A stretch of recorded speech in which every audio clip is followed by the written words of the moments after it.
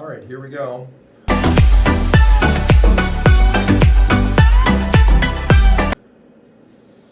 First one here, what does it say? It says 21 by 21. Are you on the right or left? I'm on the right side. Magnify this up a little bit here. Look, we got a follicle within a follicle. Is that normal? Yeah, that's normal. They're like siblings in a crowded room. They push each other around, I guess, but they like each other. They snuggle up and too. Okay, so yes, okay, okay. So here I just got a different measurement on it, but clearly this is like. Is that the same one? Yeah, 19 by 21, which basically means it's averaging 20. Okay, so let's look at all the other stuff that's there. And you got this here.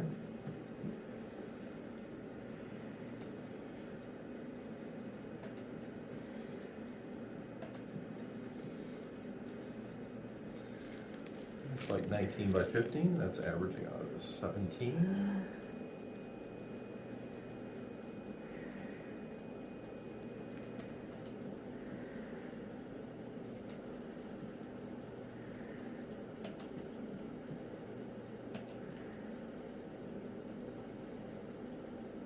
It's 20 by 12.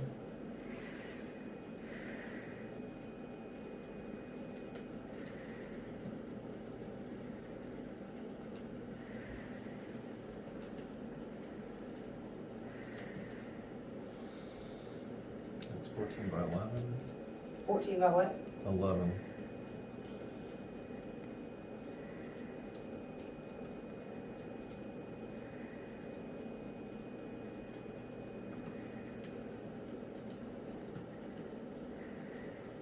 And you change the plane, you get a completely different view. That just shows how big the volume of the ovary is.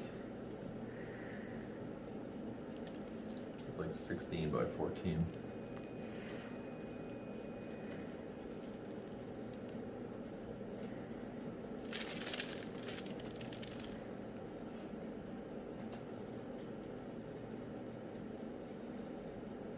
By 11.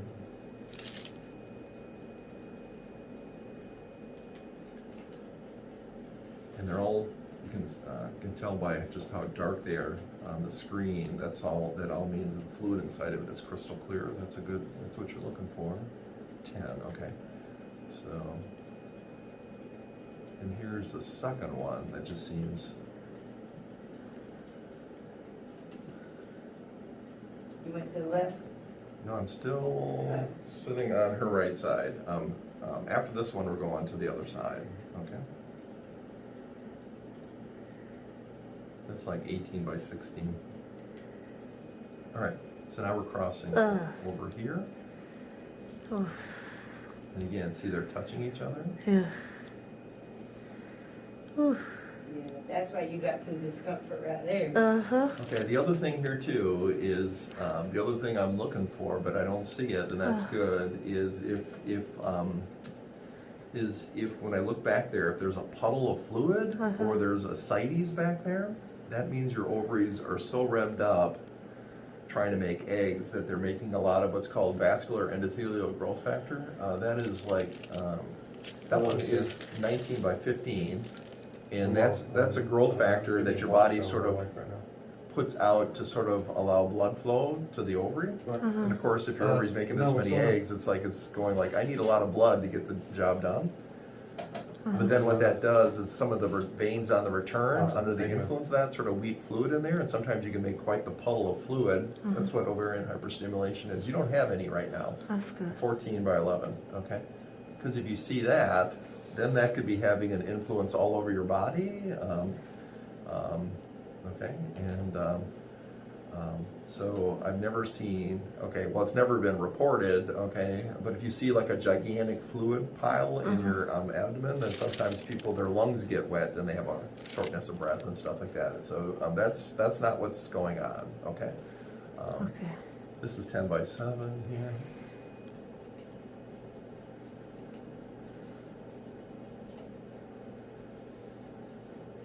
It's 20 by 15.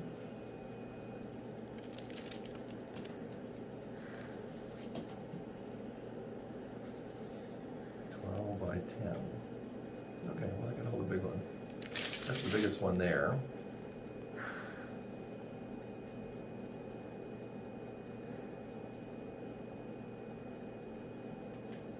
You can see here, there's actually two here, because you can see it's sort of around. All right, there we go. And you can see there's the ovary sitting right there, and there's both ovaries wrapped around the back side of it.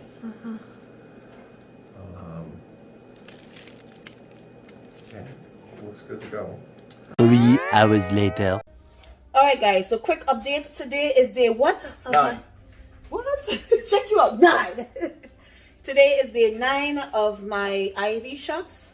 And we had our doctor's appointment early this morning. And based on our bloods, everything is starting to drop. So, they increased the gonal F back to 150 units. I'm also taking the Menopure, which is the 1 unit. The 1 mil.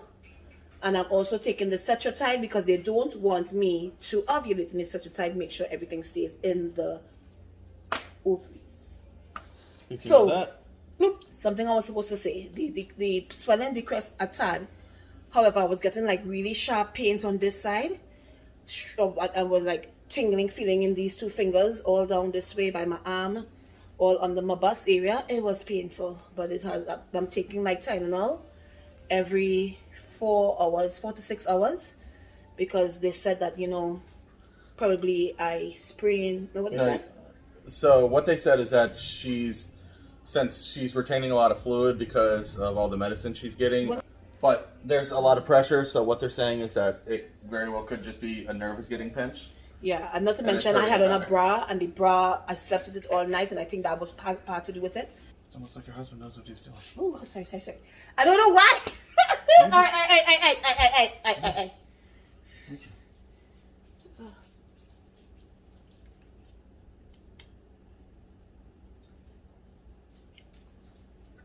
There's one. That one was good. Look what you did when you did the last time. This is you. Do you see it? This is you. Yes. Baby, that's the same spot. No, it is not. I feel like it is. No. Oh, that burning, baby, slow. I'm going very slow there. Oh, baby, it burns. It's medicine, sweetie. It burns. It's medicine, love. I'm not gonna want to high, and I want to burn like a bitch. Sorry, guys. Whew. But wow, thanks for my husband for just doing such an amazing job. Baby, you're doing such an amazing job. You really are. Baby, not too tough, right? What? Baby, like the same spot. Go up some more.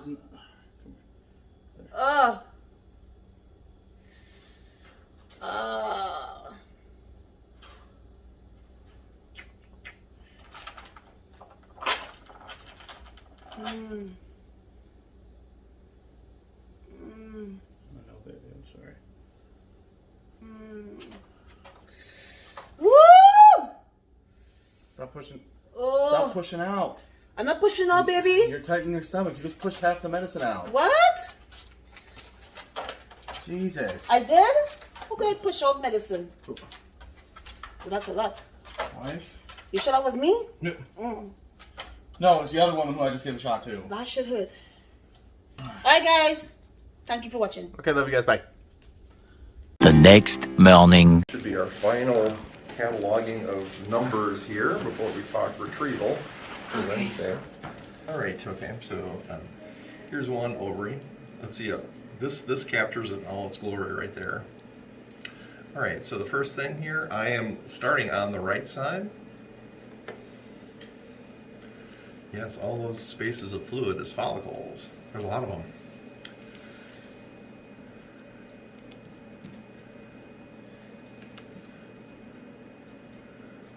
That one is 23 by 23. So if you average it, that's 23. That's an easy math problem. And you can see there are all kinds of sizes here. Let's take a look at the bigger ones here. Okay, that one is 18 by 14.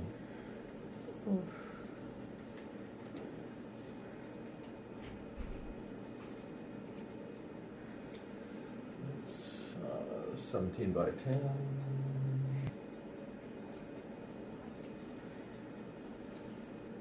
So you can see there are all kinds of different sizes. Okay. The way IVF is done, 14 by 10, okay, is you can see why sometimes the very first thing I do is I just focus on which ones are the biggest ones. Because experience shows from the years and years that they did IVF is once you pull out the eggs and you track them from what size follicles they come, and you track them all the way through the end to see what kind of embryos you put back, and even if the embryos look the same, which ones turn into a healthy pregnancy, it's usually the eggs that come from the biggest follicles.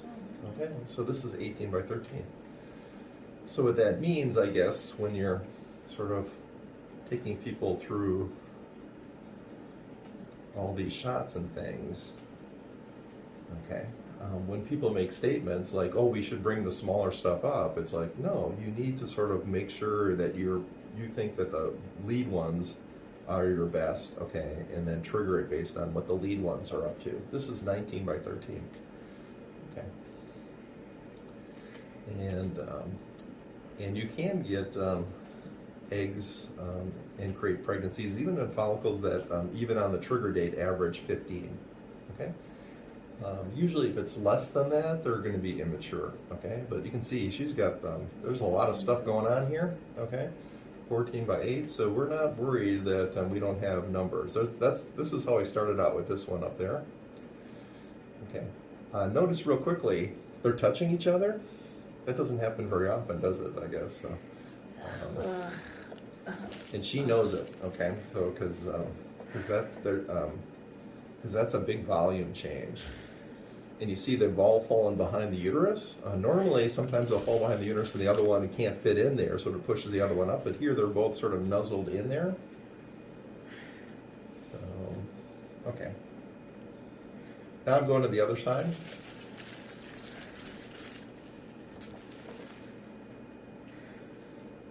And you know things are big when you can't even get it on the screen in one view.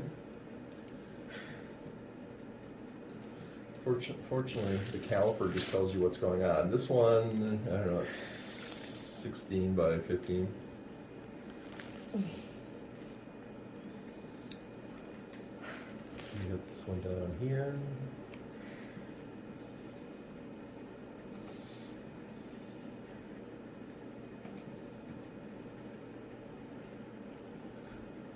(19 by 16).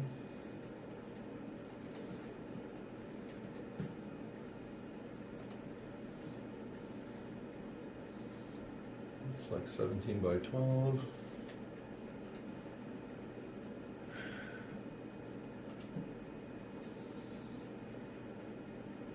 13 by 11. And then the sizes are going down. Okay.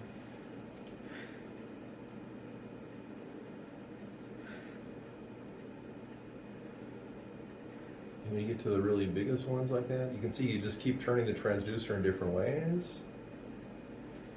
And if you really want to know what the lead one is, you measure it as possibly as you can sort of image it, and then you do your measurements, and that way, if someone came behind me, they would get the same measurement. There wouldn't be any inter-observer variation. Okay. Look at that one. Yeah, see, it's like 25 by 18. Okay, is the lead one there, and you can see how they're all clear fluid on the inside. That's all signs that things are good. Look how big that one is and things like that. So you always get about 4 to 5 on each side that seem like they stand out from the rest, then you get a smaller batch, okay?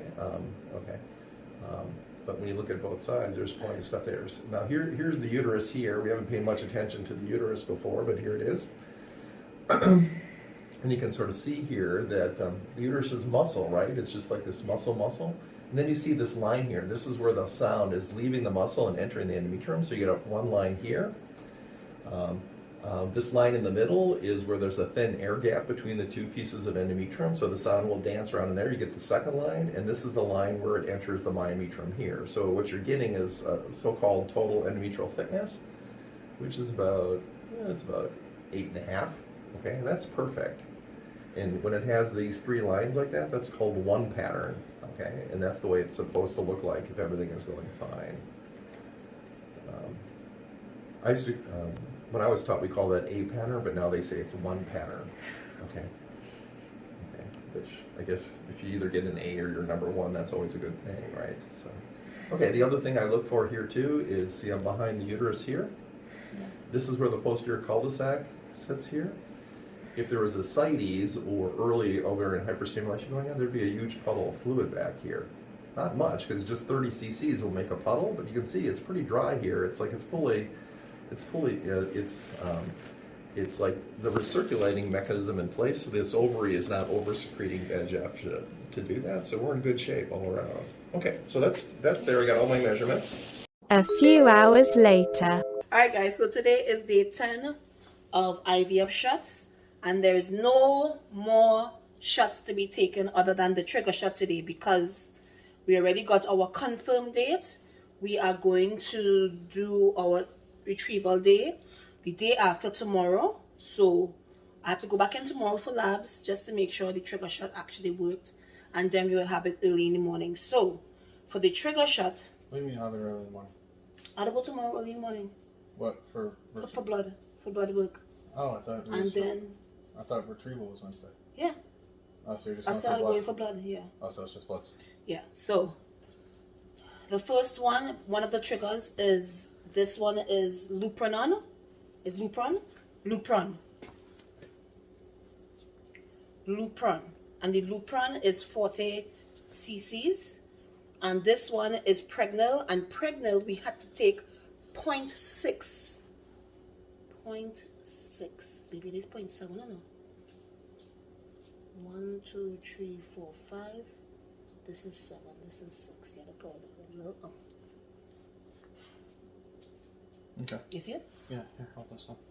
Alright, so here's like a little trigger shot time, guys. Trigger shot time. Hey, baby. Hold on to this. What side do you want, baby? I don't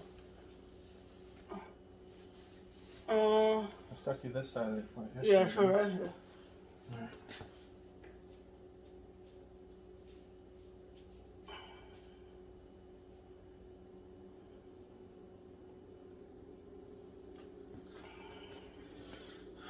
Alright, baby, you ready? Mm-hmm. Oh! I feel that shit. Oh, slow, baby. Oh. Let me put that little. Oh, that burn. Oh, that burn. Oh, that burn. Oh, that burn. Sorry, baby. Oh, that burn.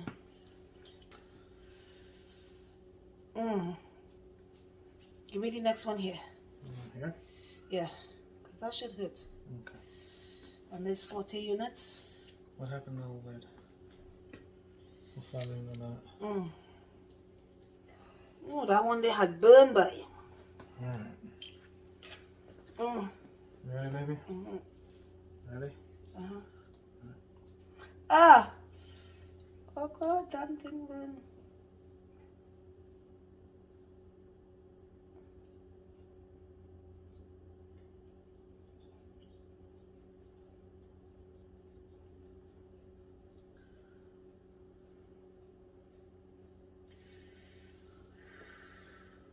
Good job, baby.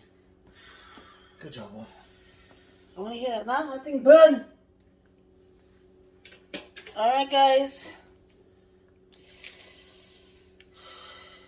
Doing a great job, sweetie. Alright, guys. So that is it for today's video. That's it for us in terms of taking shots just before we have to do our retrieval. Thank you guys so much for watching. Don't forget to like, comment, and subscribe. We love you. Okay, bye. Love you guys. Bye. Our life. Our love. Our story.